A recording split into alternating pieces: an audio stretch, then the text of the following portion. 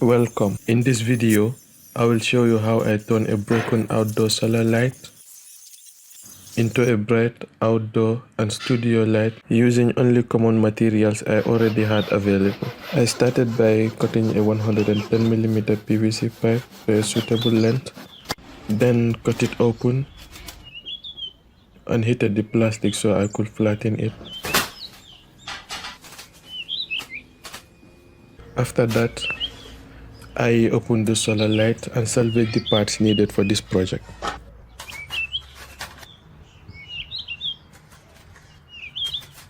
Next, I measured how much space I will need for the light panels and marked my cut lines, which are 29 by 40.6 centimeters.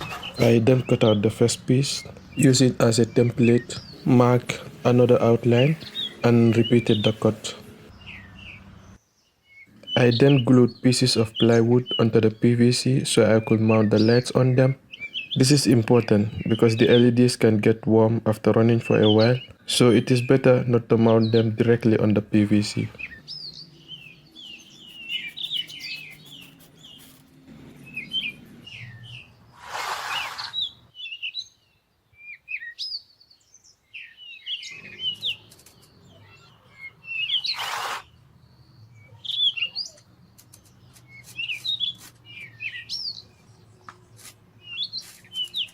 After the glue dried, I mounted the lights.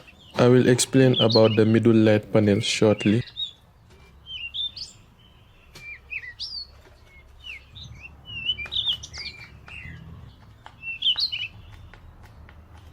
Once mounted, I soldered wires to the LED terminal, making sure to observe the correct polarity.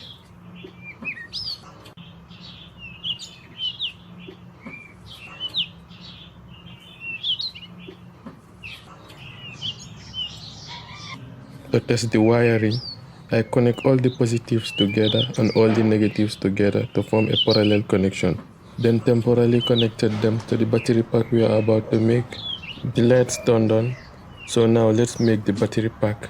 I glued together 4 lithium-ion batteries in the same orientation and prepared 2 wires to connect them in parallel. To make the soldering easier, I first added a small drop of glue to hold each wire in place, then soldered the connections. Before soldering, make sure all the batteries are the same type and at the same voltage level. Also, try not to heat each battery terminal for more than 4 to 5 seconds to avoid overheating or capacity loss.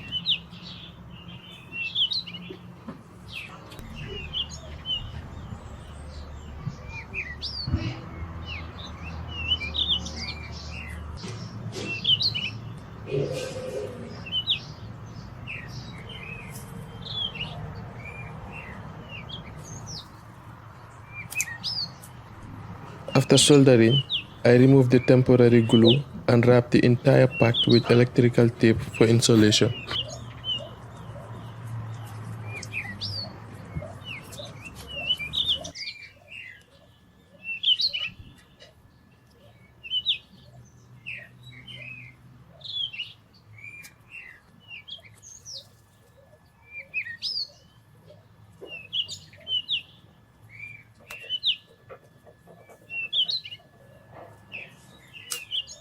Now, about the middle LED panel.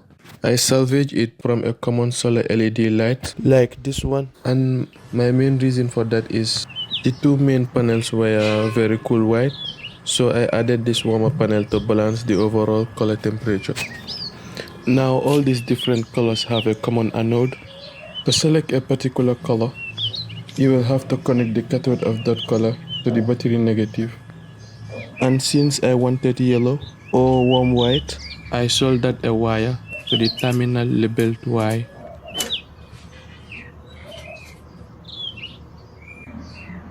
Next, I extended the LED panel wires and finalized the solder joints. Now, moving on to the control board. The terminals labeled S plus and S minus are the solar charging inputs. B plus and B minus are the battery terminals, and L plus and L minus are the light outputs.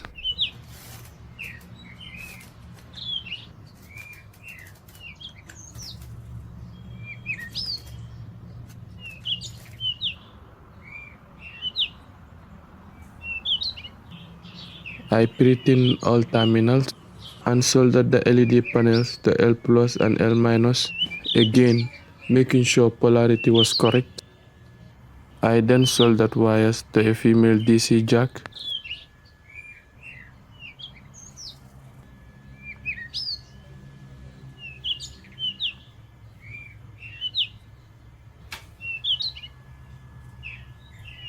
And connect the two wires to the solar inputs.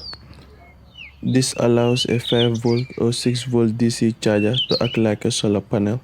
The original solar panel had 12 cells at about 0.5V each, so around 6V total. Now connecting a 5 to 6V charger, the board will charge the batteries just like it would from the sun.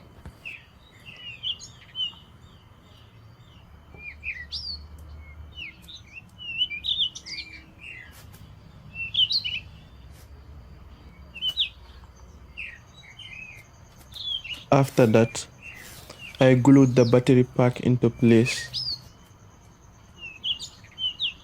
Next, I built the perimeter frame using leftover PVC, cutting border strips about 4 cm wide.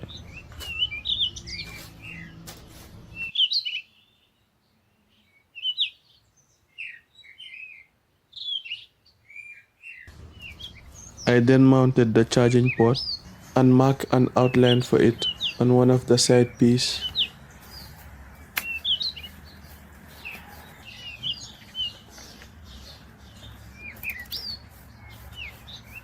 Then glued the side walls in place with plenty of hot glue.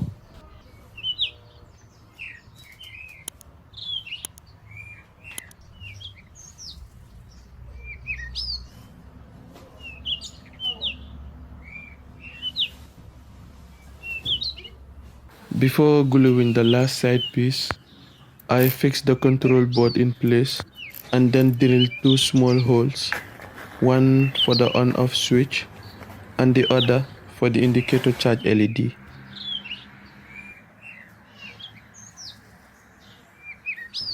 For the front panel, I cut openings aligned with the LED panels.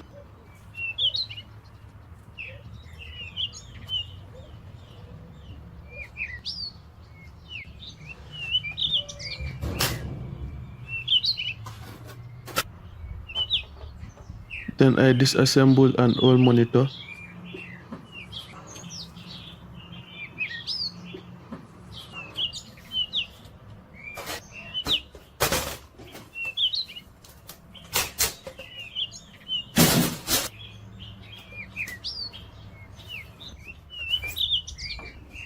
and recovered several diffuser sheets.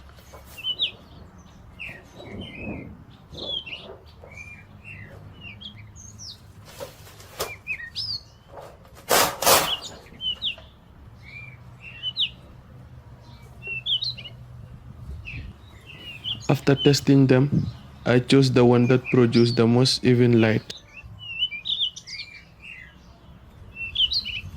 I cut it to size and glue it onto the front panel.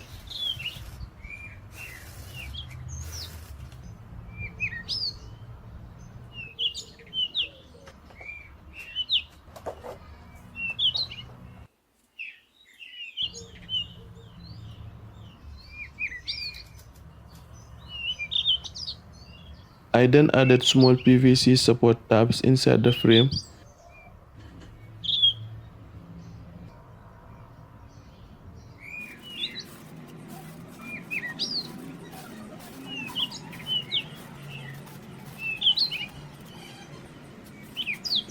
So the front panel will sit securely. I then glued the panel in place and reinforced the edges with glue. Now onto making the mounting bracket. I need to sand these two pieces before I attach them together with super glue. Sanding will make the two pieces stick together better. After the glue up, I heated and bent everything to shape and then attach the mount to the back of the light.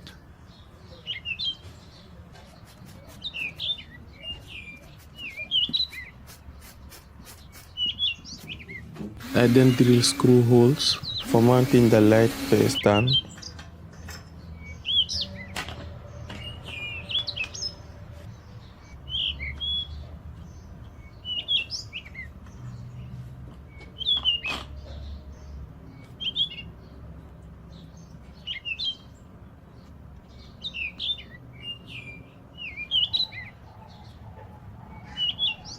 For the stand, I use a very simple DIY design. I did not film the build process because it is so easy to replicate just by looking at it. Finally, I mounted the light on the stand and secure it in place.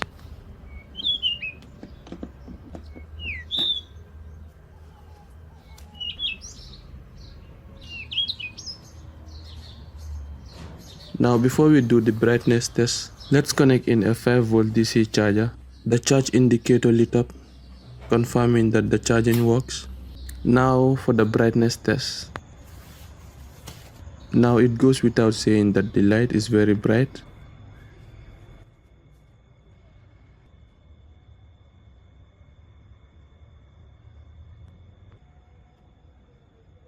I also think that adding the middle light panel was a good idea because it makes the overall color temperature really balanced, and it also works great as an outdoor and studio light.